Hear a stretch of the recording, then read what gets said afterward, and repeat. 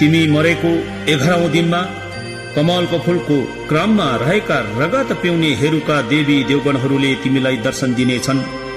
यिनीहरू पद्म फूलको हेरुका नामको पद्म हेरुका हुन्।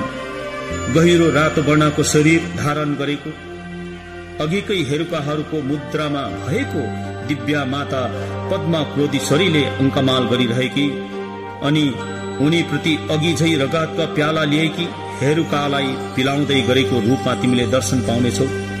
तिमी त्यति बेला त्रास आतंक भयभीत नहुनु। उनीहरू माता पिता रूपी युगनन्द भगवान अमोघ सिद्धिकै साक्षात रूप हुन्। यिनीहरूलाई तिमीले श्रद्धा भक्ति गर। यिनीहरूलाई आफ्नै कुल देवी देवताहरूको रूप चिन्नु भए तत्काल मुक्ति प्राप्त हुनेछ। यसरी प्रकट हुने देवी देवगणहरूको परिचय आफ्नै कुल अथवा हिदामको रूपमा पहिचान गरी उनीहरू मुक्ति प्राप्त गर्न सक्छ। जस्तै जीवित कालमा गुरुले व्याख्या गर्नुभएको मृत्युपछि मुक्तिसम्ममा जुन आवास या रूपहरू थिए, वास्तविक मृत्युपछि पनि त्यस्तै आवास र प्रतिबिम्बहरू देखा पर्छन्। त्यसमा कुनै प्रकारको भिन्नता हुँदैन। यो आमा र छोराको संयोगवश मिलन जस्तो मात्र हो, जो उत्पन्न भएको तत्कालै पुरानो परिचित व्यक्तिलाई पुनः देख्ने साथ चिनेको जस्तो आफ्नै चेतना शक्तिको आभास हो भनेर जान्न सकिन्छ र मृत्यु पश्चात मुक्ति निश्चित हुन्छ। र यसरी उपदेश सुन्नु नपाएर पनि परिचय नपाउने ज्ञानी गुणी भाग्यमानी मानिसहरू पनि मुक्तिको अवस्थादेखि टाढिएर संसारमै अल्मलिएर भट्किरहेका हुन्छन्। त्यस अवस्थामा फेरि 8 जना केवरी क्रोधीश्वरीहरू मातृका रूपिणीहरू जो सिंहनी बाघिनीको विभिन्न अनुहार भएका आफ्नै मस्तिष्कको मध्यबाट प्रकट भएका हुन्। यो तिम्रो मृत्युको 13औं दिनमा तिम्रै मस्तिष्कको कोणबाट विभिन्न मातृका देवीहरू उत्पन्न भएर तिमीलाई दर्शन दिनेछ। हातहरूमा मृत्युदण्ड मानव खोपडी लिएकी उनीहरूसँग नडराउनु। तिम्रो मस्तिष्कको सबै कोणहरू पहेँलो रङको सौरेणी देवी, रातो वर्णको प्रमोदकारी देवी बेताली देवी, नीलो वर्णको पहेँलो वर्णको उकासी देवी, हातमा जनावरको आन्द्रा लिएको लासहरू खाँदै गरेको हरियो वर्णको कस्मारी देवी, खुनको प्याला लिएको हल्का पहेँलो वर्णको चण्डाली देवी, लासलाई काँधमा बोकिरहेकी ती लासका मासुहरू खाइरहेकी, नीलो वर्णको शमशानी देवी, पशुहरूलाई वध गर्ने पुरुषहरूलाई मुर्दालाई काटिरहेको मुद्रामा तिमीले दर्शन पाउनेछौ। यी देवीहरू पञ्चपितृ रूपी हेरुकाहरूका एउटै परिवारको रूपमा तिम्रै मस्तिष्कको केन्द्रबाट प्रकट भएर आएका हुन्। उनीहरूसँग नडराउनु। नाना थरीका मुद्रामा कोही मुर्दा बोकेको, कसैले खाइरहेको, कसैले मुर्दाहरूलाई चेपिरहेको, कसैले मुर्दालाई फोरेर अङ्ग भक्षण गरिरहेको किसिम किसिम प्रकारका अनुहार भएका देवी देवगणहरूको तिमीले देख्नेछौ र दर्शन पाउनेछौ। यसै कारण तिमी नडराउनु। जे जति दृश्यहरू उत्पन्न भएर दर्शन दिन्छन् तिनीहरू सबै तिम्रै चेतना शक्तिको आभासहरू र प्रतिबिम्बको रूपमा चिन्नुहोस्। यो तिम्रो मरणको 14 दिन हो, जब तिमीले उग्र रूपका ठुवाका भगवानहरूलाई तिमीले दर्शन गरिसक्यौ अनि ती ठुवाका अथवा क्रोध रुद्र देवगणहरूले तिमीलाई दर्शन दिइसकेका थियो। र अब तिम्रो यो 14औं दिनको अन्तको दिन हो, जहाँ तिमीले 100 जना शान्ति र क्रोधका भगवानहरूलाई सम्पन्न सबै भगवानहरूलाई दर्शनको अन्तको दिन आइसकेको छ। र यो 14 दिनको दिनमा 4 जना नारी द्वारपालहरू विभिन्न रूप र रंगहरूमा अनि नाना प्रकारको मुद्रामा दर्शन पाउनेछौ। 28 जना उग्र रूप धारण गर्ने क्रोधीश्वरी देवीहरू, नाना प्रकारका नाम भएका उग्र देवी राक्षसनीको अनुहार जस्तो भएका रूपहरू, जस्तै पर्यापन्नी, कुमारी, इन्द्रेणी, अनन्दी, भृङ्गारी, अमृता, रातो चन्द्रिका, दण्डेनी आदि देवीहरूले तिमीलाई दर्शन दिइरहेको छ। र ती भाकृता देवीहरू गिद्धको शिर अनुहार भएकी, हातमा गदा धारण गरेकी, नन्दिनी रातो वर्णकी घोडाको टाउको र अनुहार भएकी, हातमा विशाल मुर्दाको धड धारण गरेकी, महाबला रातै वर्णकी गरुडको टाउको र अनुहार भएकी, हातमा गदा बोकेकी, राक्षसिनी कुकुरको टाउको र मुखाकृति भएकी, हातमा वज्र धारण गरेकी, कामिनी रातै वर्णकी, कनक पंक्षी सुन्यौली चराको टाउको र अनुहार भएकी, दुईटै हातले धनु बाण धारण गरेकी, धन रक्षिता हरियो वर्णकी, मृगाको टाउको र अनुहार भएकी, हातमा कलाश धारण गरेकी मुद्रामा देवीहरू पश्चिमी क्षेत्रबाट आएकी यी 6 जना योगिनीहरू तपाईका मस्तिष्कको केन्द्र बिन्दुबाट प्रकट भएर दर्शन दिइरहेको छ। अन्त तिमीहरू उनीहरूसँग एकदमै नडराउने कोसिस गर्नुपर्छ, किनकि तिम्रो कुनै पनि अङ्गहरूमा कर्म इन्द्रिय ज्ञानेन्द्रियहरू कुनै हुँदैनन्, तत्त्वहरू कुनै छैनन् र त्यसैले तिमी एउटा केवल आत्मा संचेतना र यो मनोकाया मात्रै छ। अब उत्तर दिशाको क्षेत्रबाट पावनी देवी नीलो वर्णमा सर्पको टाउको र मुखाकृति भएकी हातमा ध्वजा लहराउँदै बोकेकी, हिमालय देवी रातो वर्णमा जंगली बाख्राको टाउको र मुखाकृति भएकी हातमा भाला धारण गरेकी र यसरी हातमा सर्वैका पासोहरू नाना थरीका हात हतियार र नाना प्रकारको जनावरको टाउको भएको मुद्रामा तिमीले दर्शन पाउनेछौ। र यसरी उत्तरी क्षेत्रबाट प्रकट भएकी 6 जना योगिनीहरू तपाईकै अथवा तिम्रो मस्तिष्कको केन्द्र बिन्दुदेखि सृष्टि भएर तिमीलाई दर्शन दिइरहेको अनुभव गर्नु। तिमीलाई यिनीहरूदेखि एकदमै भयभीत र नडराउने कोसिस गर्नु र 4 जना द्वारपालिका योगिनीहरू पनि तिम्रो मन मस्तिष्कको केन्द्र बिन्दुदेखि निस्केर तिमीलाई दर्शन दिनेछन्। जस्तै पूर्व दिशाबाट वज्रबराही कोइली चराको टाउको भएको अनि मुखाकृति भएकी हातमा फलामको अंकुशे धारण गरेको, पश्चिम दिशाबाट रातो रंगी वज्रदेवी सिंहको शरीर र अनुहार भएको हातमा फलामकै सांगली धारण गरेको, उत्तर दिशादेखि निखुर हरियो रंगकी वज्रदेवी सर्पको टाउको र अनुहार भएकी हातमा घण्टी धारण गरेको अनि दक्षिण दिशादेखि पहेँलो वर्णकी वज्रदेवी बाख्राको टाउको र अनुहार भएकी हातमा पासु ग्रहण गरेको मुद्रामा उत्पन्न भएर दर्शन दिनेछन्। यसरी 4 जना द्वारपालिका योगिनीहरू पनि तिम्रै मस्तिष्कको भित्री अंशबाट सृष्टि भएर प्रत्यक्ष दर्शन दिएका हुन्छन्।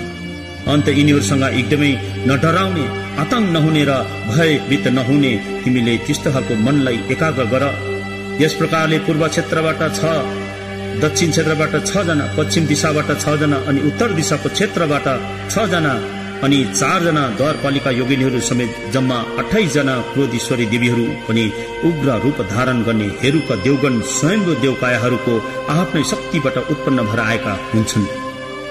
र तिम्रो मरणपछि चारैतिर शून्य नै शून्य देख्नुहुनेछ र त्यस शून्यताबाट भगवान बुद्धत्वको ज्ञान प्राप्ति हुन्छ। त्यस ज्ञान शक्तिबाट शान्ति रूप धारण गर्ने देवी देवताको दर्शन हुन्छ अनि अन्तर्भावको संकटमय परिस्थितिबाट पार हुने बेलामा त्यही बुद्धत्व ज्ञान शक्तिदेखि उग्र रूप धारण गर्ने देवी देवताहरूको पनि दर्शन हुनेछ। तपाईले ती दुवै अवस्थाका देवी देवताहरूलाई उनीहरूका रूप भनेर चिन्न सक्नुपर्छ। आफ्नै मस्तिष्कको केन्द्र बिन्दुबाट 58 प्रकारका हेरुका देवगणहरू अथवा ठुवाका भगवानहरू आफ्नो विभिन्न रूप आकृति र रंग लिएर तपाईको अथवा तिम्रो अगाडि दर्शन दिन्छन्, तर ती सबै आफ्नो ज्ञान शक्तिका प्रतीक या प्रतिरूपहरू भन्ने जानेपछि उनीहरूकै हेरुका कायामा विलीन भएर बुद्धत्व प्राप्त गर्न सक्नेछ। यिनीहरूलाई तिमीले अब पनि चिन्न सक्नु भएन र हेरुका देवगणदेखि भयभीत भएर भाग्नु भयो भने फेरि पनि तिमीले दुःखको सामना गर्नुपर्नेछ। यी हेरुका देवताहरू तपाईलाई यामदूत जस्तो भयंकर देख्नुहुनेछ, कारण यिनीहरू वास्तवमा भयानक नै हुने गर्छन्। उनीहरूदेखि डराउनु हुनेछ, भयभीत बन्नुहुनेछ, उनीहरूको आतंकले मन छिया पार्ने छ अनि तपाई फेरि यही संसारमा नाना प्रकारको कष्ट भोगेर भट्किरहेको हुनुपर्नेछ। शान्त र उग्र रूप लिने अथवा शिवा र ठुवाको देवी देवताहरूको रूप यति ठूलो ठूलो हुन्छन् कि यी रूपहरूले आकाशलाई ढाकेको जस्तो लाग्नेछ। मध्यम वर्गको देवी देवगणहरूको रूप र आकार त सुमेरु पर्वतको जस्तो अग्लो र विशाल हुने गर्छ। अन्तिम वर्ग अथवा न्यूनतम देवी देवगणहरूको रूप र आकारहरू पनि तिम्रो रूप र आकार भन्दा 18 गुणा ठूला हुनेछन्। तिमी उनीहरूदेखि डराउने काम छैन। बाहिरपट्टिको परिमण्डल र स्वत परिमण्डलको ज्योति र काया रूपमा प्रकट हुने प्रतिरूप यहाँ आवासहरू आफ्नै चेतना शक्तिको रंग रूपमा चिन्न सक्नु भए ती ज्योति र कायाहरूमा विलीन भएर तपाईले बुद्धत्व प्राप्त गर्न सक्नेछ। तिमीले आतंक, भय र त्रास निर्माण गर्ने कुनै पनि दृश्य देख्नु भए त्यसलाई आफ्नै पूर्व आवासीय प्रतिबिम्बको रूपमा चिन्नु सक्नुहोस्। यो आफ्नो मरणकालको आफ्नै एउटा रूपको अङ्ग आकृति हो भनेर चिने तुरन्त बोधिसत्व प्राप्त गर्न सक्नुहुनेछ। यसमा किञ्चित पनि शंका छैन। एकैछिनमा अभिसम्बोध तुरन्त मुक्ति जो शास्त्रमा भनिएको छ त्यो समय आइसकेको छ। यो तिम्रो मनमा स्मरण गर्नुहोस्। तिमीले आफ्नै प्रतिबिम्ब अथवा छायाहरू चिन्नु सक्नु भएन भने शान्ति रूप धारण गर्ने सौम्य देवी देवगणहरूलाई पनि विशाल रूप धारण गरेका महाकालको रूप जस्तो देख्नुहुनेछ अनि ती उग्र रूपधारी देवी देवगणहरूलाई भयानक डरलाग्दो यमराजका दूतहरू जस्तो भयंकर देख्नुहुनेछ। अन्त यस प्रकारको दृश्यले तिमीलाई यही संसारमा अल्मलिएर भट्किनु बाध्य गराउने अथवा त्यो बाध्यता गराउँछ। यदि तिमीले उनीहरूको रूपलाई चिन्नु सक्नु भएन भने तिमीले आफ्नै ज्ञान शक्तिको प्रतिरूप या प्रतिबिम्बहरूलाई चिन्नु सक्नु भएन भने बुद्ध वचन सूत्र र तन्त्र विद्यामा जति नै ज्ञानी भए पनि केवल इच्छा मात्र राखेर धर्म कार्य गर्दैमा बुद्धत्व प्राप्त गर्न सक्नुहुन्छ।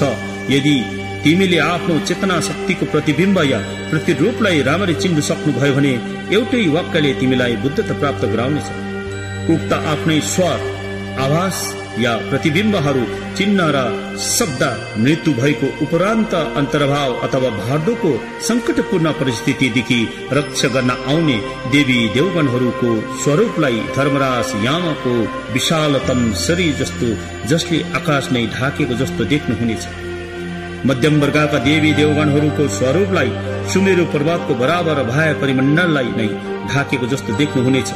अनि उनीहरूले माथिल्लो दाँतले मन्दिराको ओठ चेपेर चमचम सिसा जस्तो चम्किने दाँतहरू पारेर केश राशिलाई चुल्ठो बाँधेर विशाल भुँडी अथवा पेट भएका पातलो कम्बर हातहरूमा चम्किलो धारिलो अस्त्र धारण गरेको मुखबाट मार मार काटकाटका शब्दहरूको ध्वनिमा कराउँदै कसैको हातमा मानव खोपडीको पात्रमा रगत पिउँदै मानव मस्तिष्कको गिदी निकालेर पान गर्दै गरेका मुर्दालाई चिरफाड गरेर आन्द्राहरू र कलेजाहरू निकालेर भक्षण गर्दै गरेका जस्तो भयंकर रूप र मुद्राहरूले चारै दिशाहरू भरिएको जस्तो देखिनेछ।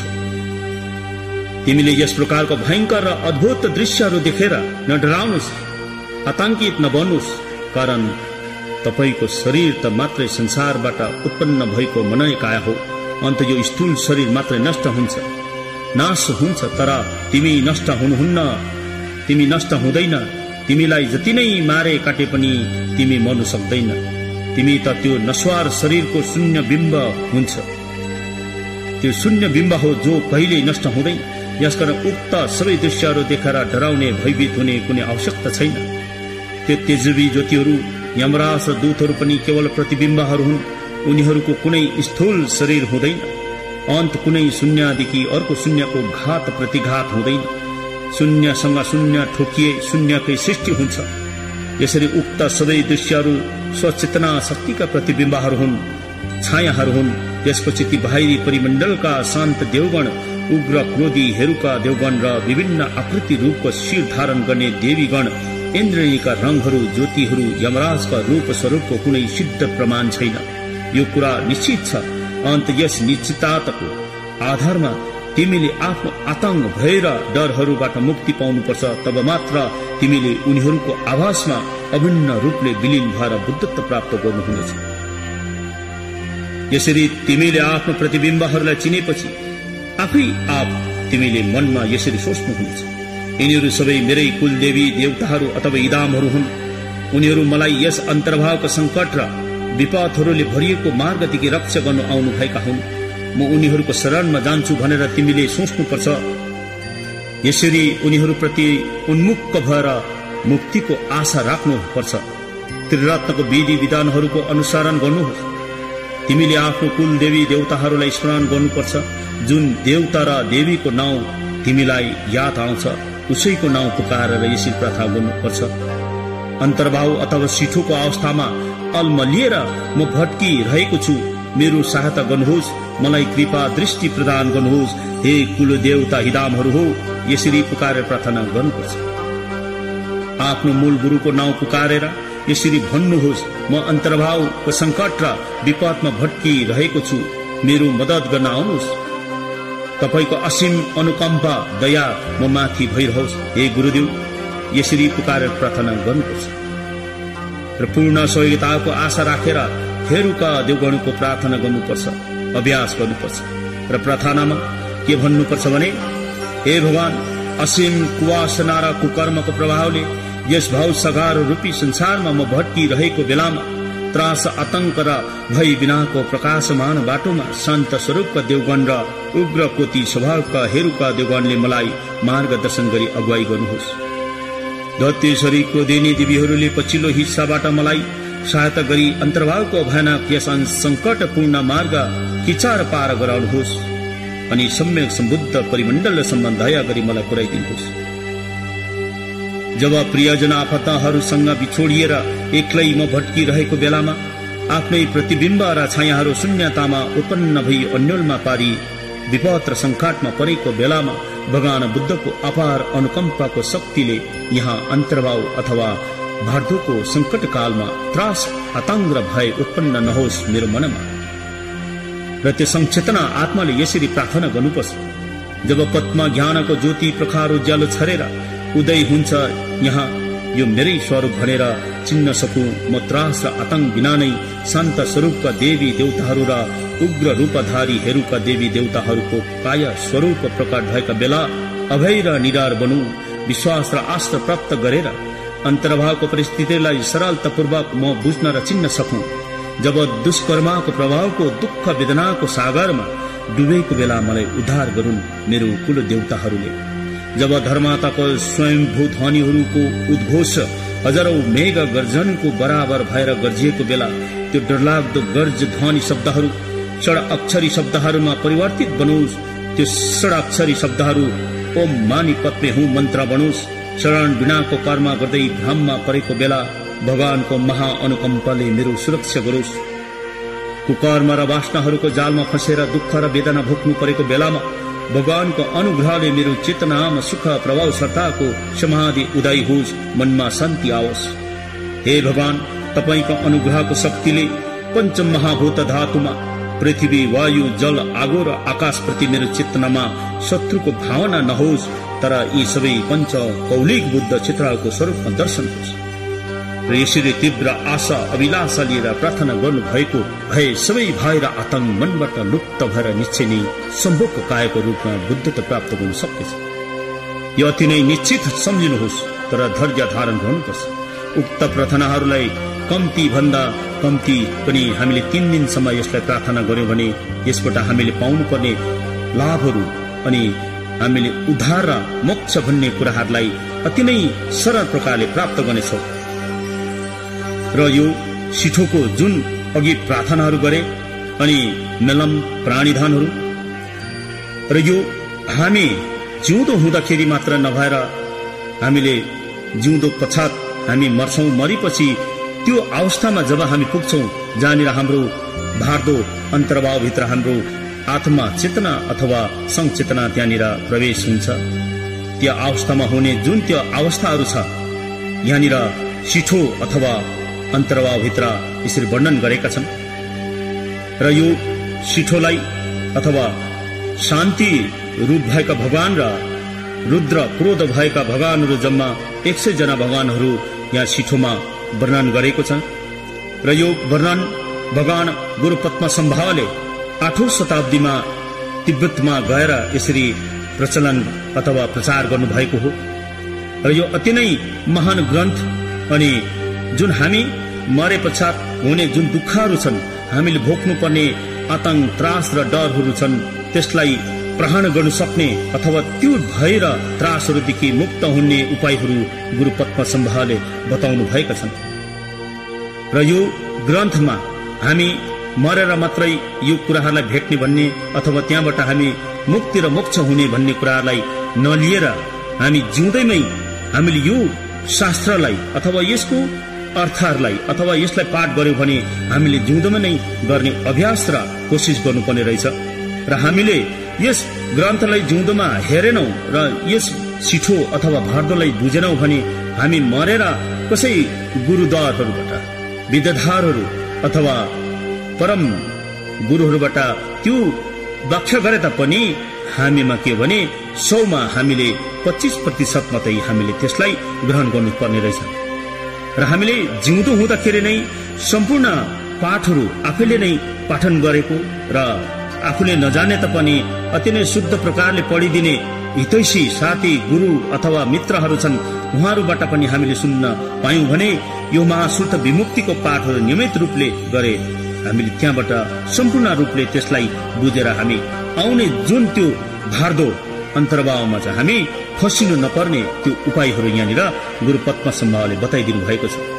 र यसैले यो जुन गर्नुपर्ने सिठोको पूजाहरू, सिठोको पाठहरू र अन्तर्भावको जुन यो ग्रन्थहरू छन्, अन्तर्भावको जुन त्यो मरेर गएको दिनहरूमा जुन हामी 49 दिन भोग्नु पर्ने त्यो यात्राहरू छ, यसमा हामीले अति डरलाग्दोसँग भोग्नु नपर्ने, हामीले जिउँदोमै नै त्यो कुराहरूलाई जानेको छौँ भने यो 7 दिनको शान्ति भगवानहरूको डरलाग्दो रूप र अनि 8औं देखि लिएर 14औं दिनभित्र लिएको 58 जना उग्र रूप भएको देवगणहरूको त्यो महाविराट विशाल रूपहरूलाई हामीले हेर्दै डराउनु पर्ने हुँदैन रहेछ र त्यो हामीले जिउँदै हुँदाखेरि नै त्यो रूपहरूलाई चिन्नु र जान्नु पर्ने रहेछ। र यसैले हामी यो जुन सिठोको पाठ अनि सिठोको जुन यहाँ मेलम गरियो अनि यसलाई जुन यो प्राणीधन मेलमहरू यहाँनिर गरियो र यसको प्रभाव अनि जुन यो सिठोको यहाँ व्याख्या गरियो अथवा यो यसको अर्थहरू यहाँनिर बताइयो र यसले सारा संसारको प्राणीहरूलाई कल्याण हुन सकोस् अनि जुन यो कल्याण मात्र नभएर यसमा सारा संसारको प्राणीहरू जहाँनिर देव असुर मनुष्य पशु प्रेत र नरकमा बसेका प्राणीहरू छन् र त्यो प्राणीहरूको हितको लागि यो अडियो क्यासेट अथवा आर्थिक सहयोगको लागि जेसेन थार्बलिङ सार्वजनिक बौद्ध गुम्बाको प्रयासमा सिठोको मेलम अथवा प्राणीधन साथै प्रवचन प्रस्तुत गरेका छौं। हामीलाई आशा छ यस मेलम र बुद्ध बाणीले सबै मानव पशु प्रेत नरक अनि समस्त त्रिधातुका प्राणीहरूलाई कल्याण हुनेछ भनी हामी त्रिरत्नप्रति आस्था गर्दछौं र यसैले यो सबैलाई कल्याण होस् र सबै प्राणीहरूले यो शास्त्रलाई सुनेर बुझेर सबै प्राणीहरू उद्धार र मोक्ष प्राप्त गरून् भनी हामी भगवान त्रिरत्नप्रति आशा राख्दै यो मेरो सिठोको प्रवचनलाई यही राख्दछु।